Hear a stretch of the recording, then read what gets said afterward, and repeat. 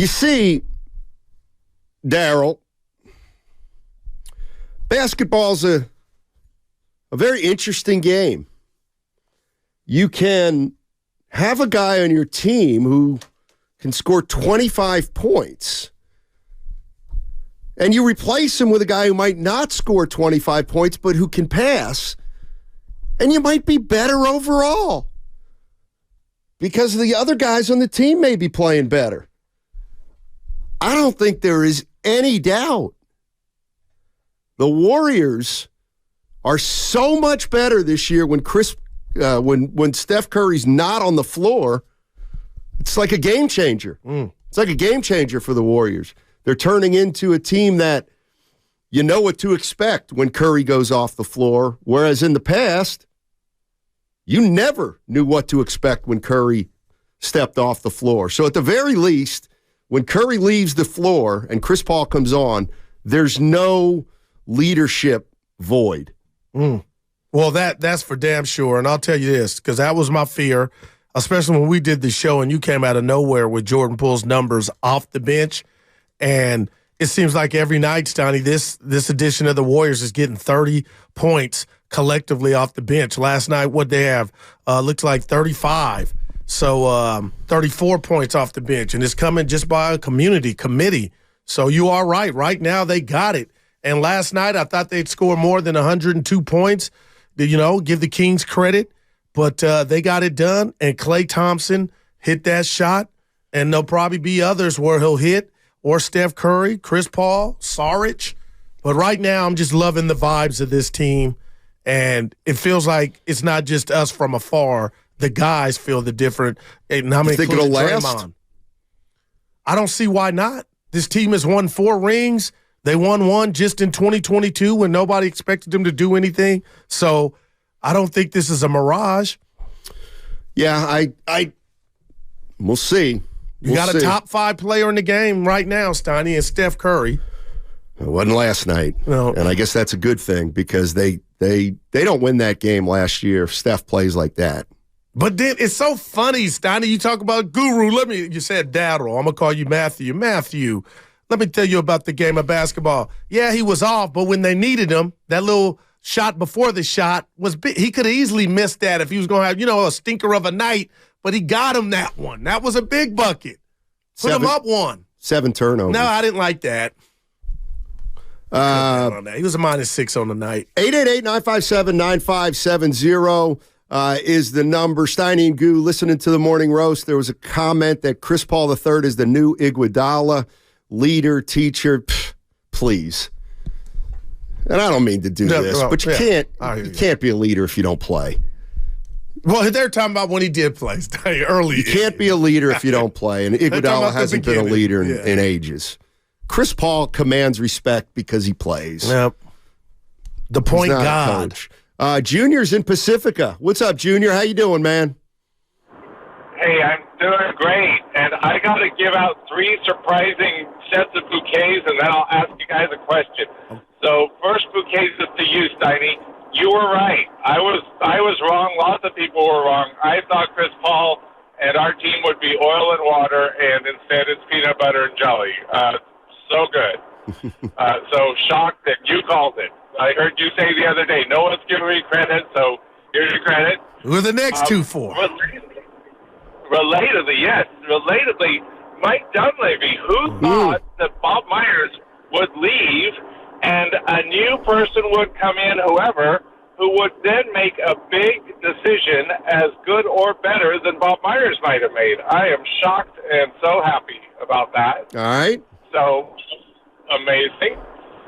Third, talking basketball and Draymond Green, that pass to Klay last night, with the clock ticking down, talk about somebody being cool under pressure, managing down to the 10th of a second. Anyone else would have chucked that thing up and tried to put it through the net themselves. And Dre's just letting the play unfold, waiting for Klay to get to his spot. Such good basketball on that pass. And finally, the question is, how strong is the CP3 effect? Let's say that he gets a little knock and doesn't go on a road trip later, second half of the season. How will our bench play without him physically there anymore? Is he actually upgrading people on a permanent basis, or is it just when he's around? I mean, if Chris Paul misses a few games, he's still going to be with the team. I thought what you meant was if they have to play some games without Chris Paul, what do they do? And I just think they give Corey Joseph most of those minutes. Now, he's not Chris Paul, but he's also not Jordan Poole. He's pretty steady. But no, I mean, Chris Paul's given this team a dimension they never had when Steph was off the floor. The only way they had it was if Draymond Green played without Steph, but they don't like to split up Draymond Green and Steph Curry. So Chris Paul gives him another playmaker. Yeah, and I feel the question because I believe the CP3 effect is real. But if you want to play that game on who they could be without and the ramifications, then we could put a whole list of names on there, starting with Steph, which would be kind of a nightmare scenario. So, again, you talked about young Jordan Poole, Steiny, and we yet to see it, and hopefully we don't this season. But his biggest attribute was if Clay or Steph got hurt, you could just insert him into the starting lineup. And on some nights, most of the nights, not get the same production, but you might get some explosives. So we'll see, if that rears its head, then who steps up in regard to the scoring component of that. And hopefully we don't have to see it anytime soon. I'm just going to throw this out there. What was the Warriors' record in close games last year? I bet it wasn't as good as it's been in the past. Well, they were damn good at home, so I got to believe the home close games, they pulled them out. I'm going to say I'm over 500, Sonny. Yeah, I don't know. What do you deem close game? You know what I mean?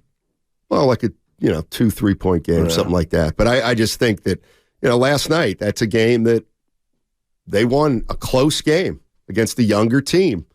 And Draymond did wait. I thought he was going to – I felt like he didn't want to shoot it because it wouldn't have been a good shot, but to the caller's credit, he did Draymond like a good quarterback, wait for the receiver to come open. Here is Clay, by the way. After Draymond Green talked about the chemistry of last year's team compared with this year's team, they asked Clay about it. Take a listen. I mean, I think every year is great. You're in the NBA, and you get to go to put shots up and play defense for a living. I don't even pay too much mind to that. I think, obviously, chemistry is great this year, but every time I put a Warriors uniform on, I'm gloating because it's just like it's a dream come true. No matter how many years you play, the NBA is a place where dreams are, met, and I think this year's great chemistry-wise, but last year was good as well, and I think just every time you step into an NBA facility, getting to go to work, I feel great. So I don't think too much about chemistry. I think everything, winning solves all. I love that dude, man. JP, I got your back, baby. Last year was good, too. Well, I like that. I really Now, why do. wouldn't you come out of that soundbite and say Clay's a liar? Because it wasn't. But he obviously doesn't put it all at the doorstep of Jordan Poole. He has a relationship still with Jordan Poole. We saw that in the offseason where him and Curry and Poole were working out. I just don't like Draymond running the bus over Jordan Poole. I get it, but Clay didn't do that route. So that tells me Clay is still cool with JP. Well, but he said that he didn't mention Jordan Poole either. Clay. He didn't have to. Okay, but he said the chemistry. Right. Yeah. So he said it was good last year. Right. But it wasn't good last year, and it wasn't just Jordan Poole.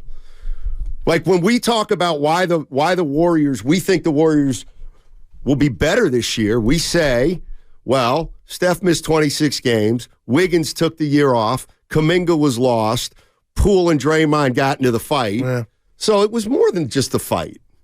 And I was about to, the fight was before the first tip of the first opening night, so I'll give you that. With that over, but I kind of felt like he was talking about the clubhouse stuff, Steiny, the locker room stuff. I think he absolutely was. I think he was basically. I think he was doing exactly what you're saying he was doing, which is not wanting to. You're right. Throw Jordan Poole under the bus. Because if you and Evan or Spadoni got into it, I'm gonna still like you two the same. but I'm not going to choose and say, "Oh, boys," but Evan was. You know what I mean? Even if Evan was in the wrong. Yeah, I'll talk to Evan on the side about him being in the wrong, but I wouldn't. If Evan cold cocks me, for no reason. Oh boy, don't tempt me. No reason. Evan, boy, put something on it. You're going to say, "Oh, I'm still cool with both of them."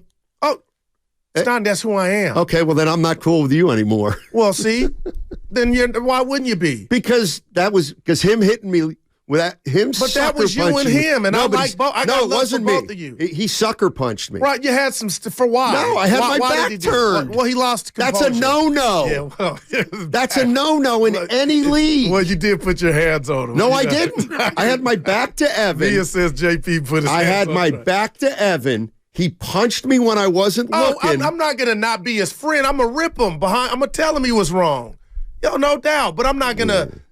I don't do that with friends when they mess up. Come on, Guru and I are done. Only one way to find out. Guru and I are done. Evan Tyson.